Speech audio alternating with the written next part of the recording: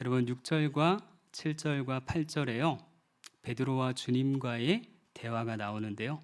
그 대목 우리 다시 한 번만 읽어봤으면 좋겠습니다. 한 목소리로 읽겠습니다. 시몬 베드로에게 이르시되 베드로가 이르되 주여 주께서 내 발을 씻으시나이까. 예수께서 대답하여 이르시되 내가 하는 것을 내가 지금은 알지 못하나 이후에는 알리라. 베드로가 이르되 내 발을 절대로 씻지 못하시리이다. 예수께서 대답하시되 내가 너를 씻어주지 아니하면 내가 나와 상관이 없느니라. 여러분, 베드로의 마음은 어떤 마음이었을까요?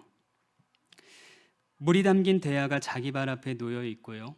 또 수건을 두르신 주님이 발을 씻어준다 하며 그 앞에 서서 기다리고 계십니다. 여러분, 저는 3명의 어린 남자들과 같이 살고 있습니다. 그래서 재밌는 일이 참 많은데요. 아이들이 지금보다 조금 어릴 때 있었던 일입니다. 막내가 5살쯤 됐을 때 일인데요. 제가 퇴근하고 집에 들어가면 아이들이 버선발로 제게 뛰어옵니다. 안아달라는 거죠. 그래서 한 남자를 안아주고 나면 또 한 남자, 그리고 또 한 남자.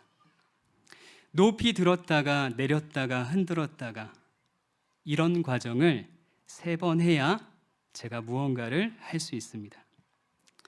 여러분들은 남의 일이라고 편하게 듣고 계시지만 실제로 체험해 보면 결코 만만치 않습니다.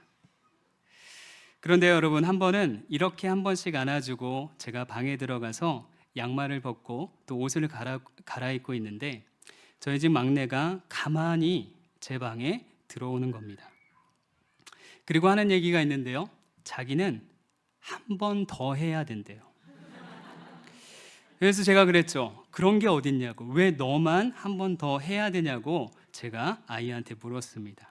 그랬더니 형들은 높이 안아주고 자기만 높이 안아주지 않았다는 겁니다. 제 이성적 사고로는 이해가 안 됐지만 이상하게 설득력이 있었습니다. 그래서 제가 어떻게 했을까요? 한 번 더 높이 안아주고 흔들어주고 내려놨습니다. 그렇게 해주니까 너무 좋대요. 그리고는 제가 옷을 마저 갈아입고 있는데 아이가 제 발톱을 만지고 있는 겁니다.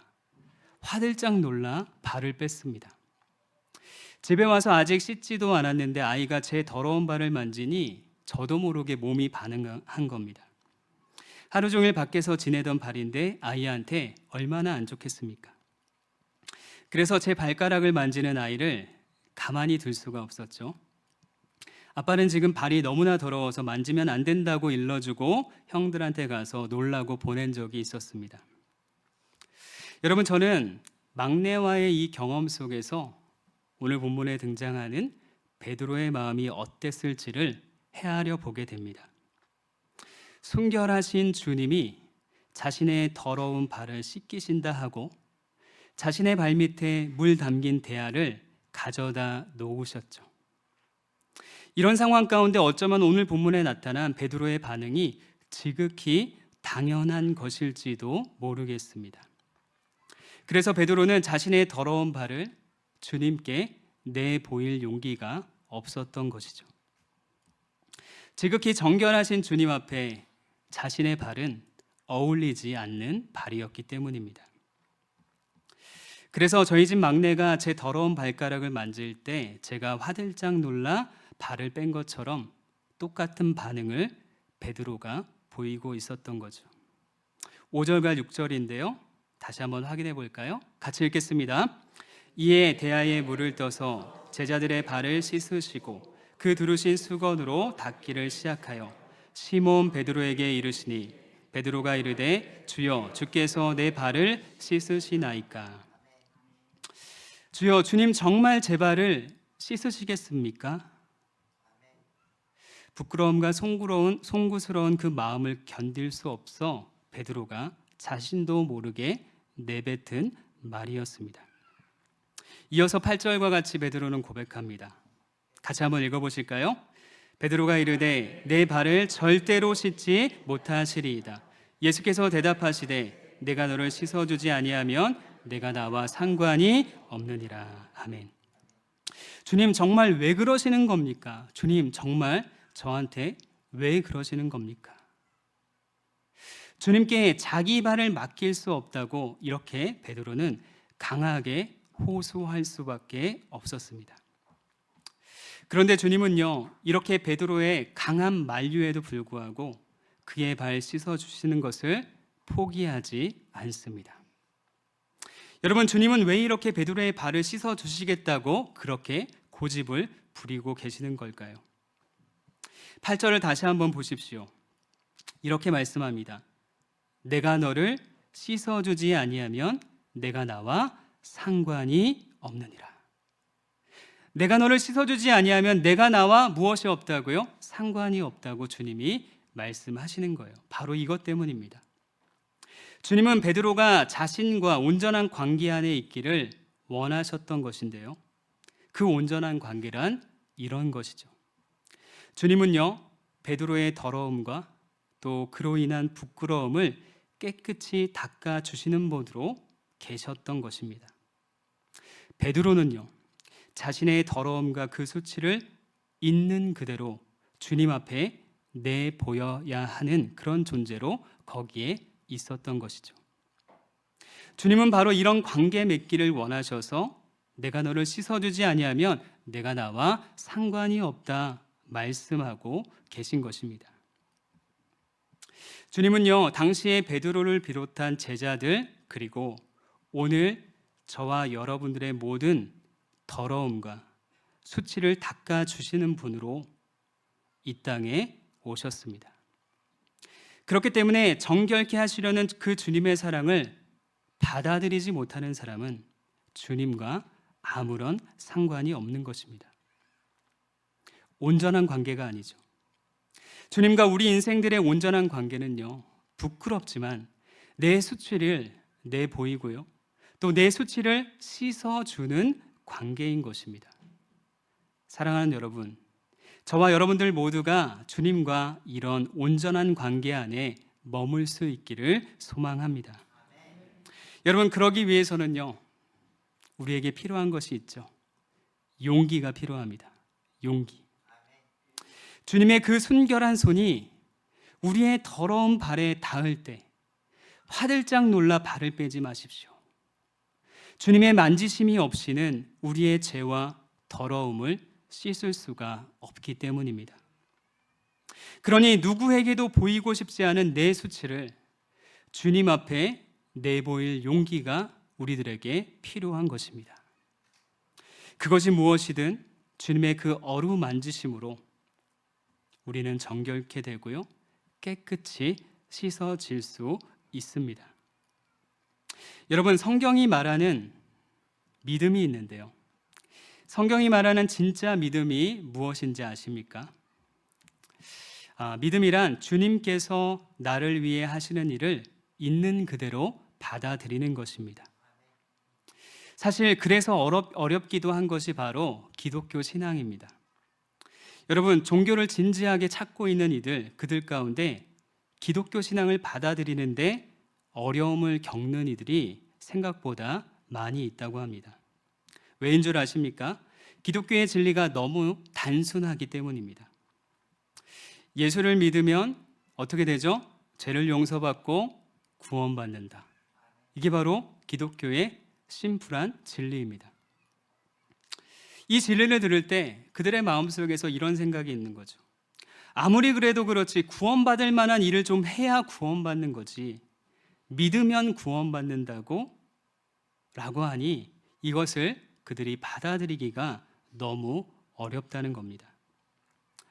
진짜 신앙이 무엇인지를 그들이 아직 깨닫지 못했기 때문이라고 생각됩니다. 그래서 여러분, 진짜 신앙은요, 그저 주님께서 나를 위해 하시는 일을 있는 그대로 받아들이는 것입니다. 그렇기 때문에 기독교 신앙에는 사람의 공로가 들어갈 틈이 전혀 없습니다. 처음부터 끝까지 다 누가 하시는 걸까요? 다 하나님이 하시는 것. 그것을 받아들이는 것이 바로 기독교 신앙인 것입니다. 그래서 우리가 해야 할 일이 있어요. 무엇일까요? 그저 하나님이 내게 하신 일을 받아들이는 것이죠. 베드로는 이것이 어려워서 자신의 더러운 발을 주님께 선뜻 내놓지 못했던 것 같습니다. 사랑하는 여러분, 그 옛날 베드로처럼 내 더러운 발을 차마 내 보일 수 없어 주님의 초대를 아직도 거절하고 있지는 않습니까? 우리는 우리 영혼을 짓누르고 있는 더러움과 또 삶의 무게를 그분 앞에 선뜻 내려놓지 못할 때가 많은 것이 사실입니다. 하지만 주님은 오늘도 우리에게 찾아와 말씀하고 계시죠. 뭐라고요? 내가 너를 씻기지 않으면 너는 나와 아무 상관이 없다고 말합니다. 내가 너를 어루만지지 않으면 너는 나와 아무 상관이 없다고 주님이 오늘 우리들에게 찾아와 말씀하고 계신 것입니다. 그러니 더러워진 우리의 발을 그분께 내보일 용기가 필요한 것입니다. 주님은 우리가 기어이 숨기고 싶은 그 수치를 당신 앞에 내놓으라고 말씀하고 계시죠. 물 담긴 대야와 수건을 준비해 놓고 말입니다. 그런 주님 앞에 우리의 상처와 아픔, 부끄러움을 내보일 때 비로소 우리 안에 치유가 시작되는 것입니다. 주님의 어루만지심이 우리를 온전하게 씻어주시고 우리를 온전하게 회복시켜 주실 것입니다. 왜 그렇습니까? 우리의 더러움보다 그것을 씻어내시는 주님의 사랑이 훨씬 더 크고 위대하기 때문입니다. 여러분, 그 사랑이 얼마나 크고 얼마나 위대하냐고요? 주님이 제자들의 발을 씻으면서 보이셨던 사랑은요, 이미 그들의 배신을 각오한 사랑이었습니다. 요한복음 13장 36절부터 38절까지 말씀을 통해 한번 확인해 보겠습니다. 우리 화면 보시면서 같이 한번 읽어보실까요? 시몬 베드로가 이르되 주여 어디로 가시나이까? 예수께서 대답하시되 내가 가는 곳에 내가 지금은 따라올 수 없으나 후에는 따라오리라. 베드로가 이르되 주여 내가 지금은 어찌하여 따라갈 수 없나이까? 주를 위하여 내 목숨을 버리겠나이다. 예수께서 대답하시되 내가 나를 위하여 내 목숨을 버리겠느냐? 내가 진실로 진실로 내게 이르노니 닭 울기 전에 내가 3번 나를 부인하리라. 아멘. 네가 정말 나를 위하여 목숨을 버리겠느냐? 그러기 전에 네가 나를 3번 부인할 것이다. 이렇게 주님이 말씀하셨죠. 이렇게 주님의 사랑은요, 얼마 후에 자신을 배신할 거라고 하는 것을 알면서도 베푸셨던 사랑이었습니다. 우리의 죄와 허물, 상처와 두려움, 그보다 더 크고 위대하신 주님의 사랑이 우리를 향해 있다는 것입니다. 그러니 우리의 허물과 부끄러움 또 상처를 어루만지시는 주님께 우리의 더러워진 발을 내보일 수 있는 저와 여러분들이 되기를 원합니다. 여러분, 만약에 우리가 용기 내어 그렇게 할 수만 있다면 우리가 잘 알고 있는 찬송가 노랫말처럼 우리는 이렇게 고백하는 순간이 찾아올 것입니다. 내 짐이 점점 무거워질 때 주 예수 앞에 아뢰면 주께서 친히 날 구해주사 내 대신 짐을 져주시네. 내 짐이 점점 무거워질 때 주 예수 앞에 아뢰이면 주께서 친히 날 구해주사 내 대신 짐을 져주시네. 사랑하는 여러분, 주님은 이렇게 크고 위대하신 사랑을 행하신 후에 제자들에게 사랑이 무엇인지를 가르쳐 주셨습니다. 14절 말씀 같이 확인해 볼까요? 같이 읽겠습니다. 내가 또 주와 선생이 되어 너희 발을 씻었으니 너희도 서로 발을 씻어주는 것이 옳으니라. 아멘. 여러분, 사랑은요, 우리가 서로의 발, 서로의 수치를 씻어주시는 것이라고 주님이 말씀해 주고 계십니다. 즉 우리가 어루만짐의 공동체가 되는 것, 그것이 바로 사랑인 것입니다. 서로의 수치와 상처를 어루만짐으로 씻어줄 수 있는 공동체가 되는 것, 그것이 바로 사랑이죠. 또한 서로의 수치와 아픔을 있는 그대로 드러내 보일 수 있는 공동체, 그 공동체를 이루어가는 것이 사랑입니다. 바로 이것이 주님이 세우고자 하셨던 공동체인데요, 동시에 우리가 일구어 가야 할 공동체의 모습입니다.